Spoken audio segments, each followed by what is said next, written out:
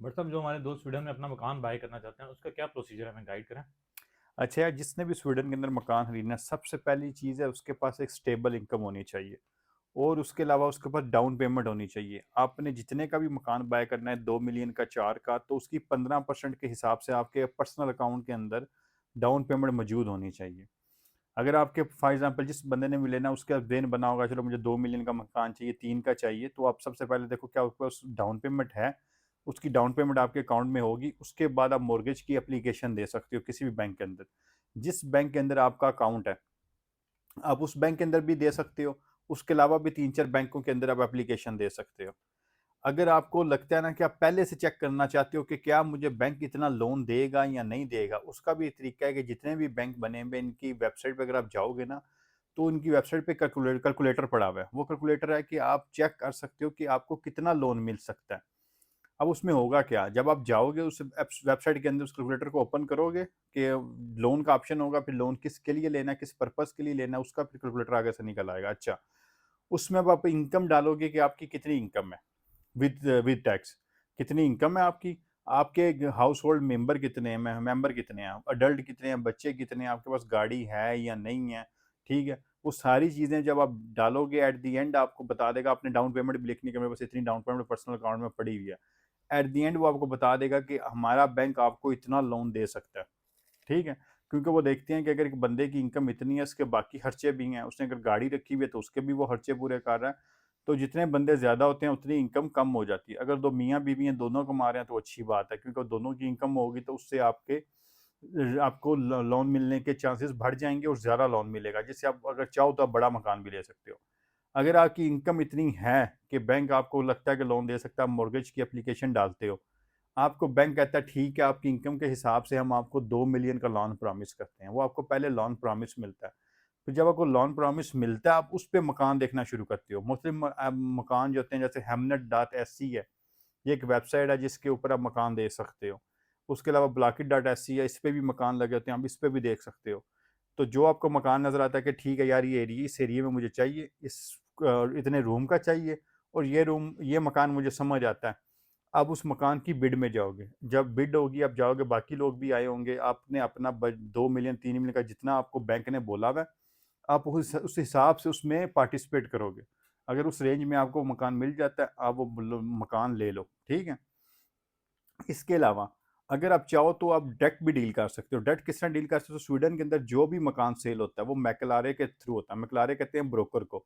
कोई भी मकान सेल परचेज मैकलारे के बगैर नहीं होता। आपको अब वो मकान अगर समझ आता है ना, पसंद आता है, आप मकलारे को डायरेक्ट भी पूछ सकते हो, क्योंकि जो मकान होता है वो किसी एक मकलारे के अंडर होता है कि उसने सेल करना होता है। ठीक है, जो सेलर है उसने उसको बोला होता है कि मेरा मकान सेल कर दो। आप उसे कह सकते हो कि मकान मैं लेने में इंटरेस्टेड हूँ, इसकी मतलब अमाउंट कितनी है, वो कहता है कि 2 मिलियन है।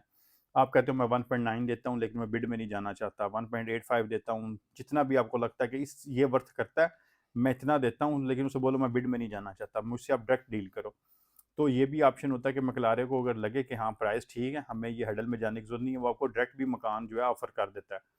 अब होगा क्या, जब आपको लोन प्रॉमिस मिला हुआ बैंक की तरफ से, आपको मकान भी समझ आ गया, पसंद आ गया, आपकी डील भी होगी, फिर जो मकलारे होगा, जो डील कर रहा है, जो ब्रोकर है, वो आपका सारा काम करेगा, आपने कुछ भी नहीं करना। वो आपके बैंक से कॉन्टेक्ट भी करेगा, सारा पेपर वर्क जितना कुछ होगा वो सारा मकलारे आपको करके देगा। ठीक है, एट द एंड जो है वो बैंक आपके अकाउंट में पैसे डालेगा, वो पेमेंट उस कंपनी को हो जाएगी जिससे आपने, जिस बंदे से आपने मकान लेना है। ठीक है, ये सारा स्मूथली चला जाएगा, मकलारे के थ्रू हो जाएगा। अब बात आती है कि लोग कहते हैं जी जिनके पास पीआर हो वो मकान ले सकते हैं। अगर आप वर्क परमिट के ऊपर हो, टेम्परेरी वीज़ा के ऊपर, आप फिर भी मकान ले सकते हो अगर आपकी इनकम अच्छी, क्योंकि मेन चीज़ है इनकम। अगर आपकी इनकम अच्छी है तो आपको लोन मिलता है।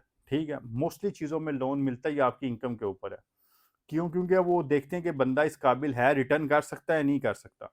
और होता क्या, जब भी आप कोई चीज़ लेने जाते हो, एक इन्फॉर्मेशन को बता देते हैं कि जब भी आप कोई चीज़ लेने जाते हो, चाहे आप मोबाइल भी लेना चाहते हो, हर कंपनी आपकी क्रेडिट हिस्ट्री चेक करती है, आपकी इनकम चेक करती है। मतलब यहाँ पे कंपनियां बनी हुई हैं, यूसी काफ़ी हैं, वो आपके यूसी वो चेक करेंगे, उनसे उन्हें पता चल जाता है कि इस बंदे ने इस साल के अंदर कितना पैसा कमाया, इसे हम कितने तक का लोन दे सकते हैं। सेम बैंक भी इसी तरह करेंगे, जब आप मकान लेने जाओगे उन्हें पता चल जाता है आपने इतना कमाया, आपको इतना लोन दिया जा सकता है। ठीक है, वो आपको मकान मिल जाएगा। ठीक है, आप पे करो, उसके बाद वो आपको बता देंगे पर मंथ किस्त इतनी है, ये 35 साल पे भी आप लेके जा सकते हो, ठीक है।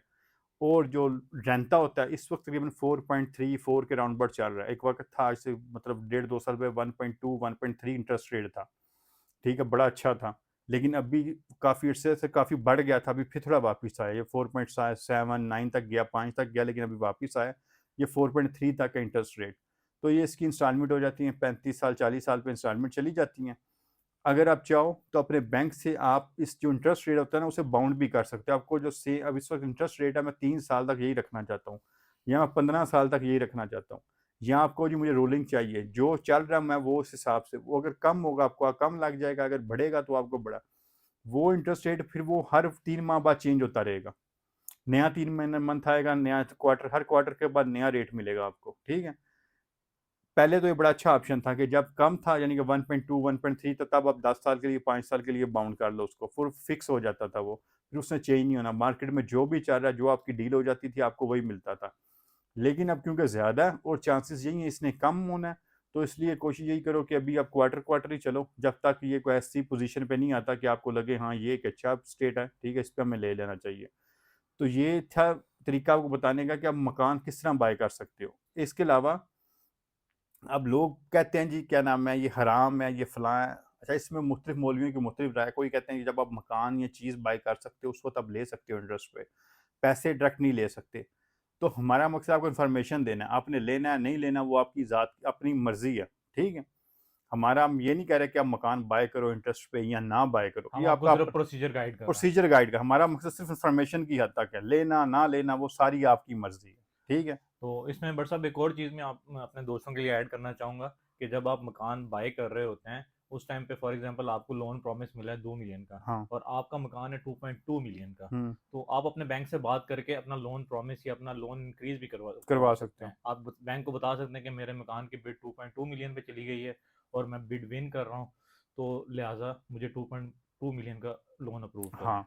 तो ये सारा प्रोसीजर है। बैंक ना ऐसी चीज़ों में लोन आपको क्यों दे देता है क्योंकि उसे फिजिकल चीज़ पड़ी हुई है, मकान आपका पड़ा हुआ है, गाड़ी लेते हो गाड़ी पड़ी हुई है, आपने अगर लोन पे गाड़ी ली है अपना आप सेल नहीं कर सकते, क्यों, उस गाड़ी के ऊपर लोन होता है, कोई भी उस गाड़ी को हाथ नहीं लगाया जब तक आप लोन उतारते नहीं हो।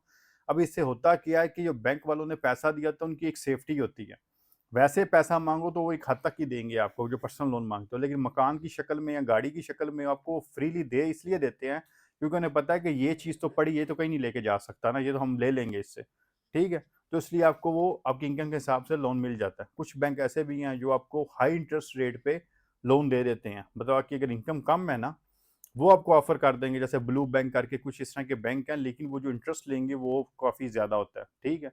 अगर कोई लेना चाहे तो उसकी मर्जी है, अगर कोई हाई इंटरेस्ट पे करके अगर किसी की इनकम कम है फिर भी वो मकान लेना चाहता है किसी भी वजह से तो उसकी मर्जी है, क्योंकि इमिग्रेशन के मसलों में काफ़ी जगह पे उन्हें फर्स्ट हैंड कॉन्ट्रैक्ट चाहिए होता है।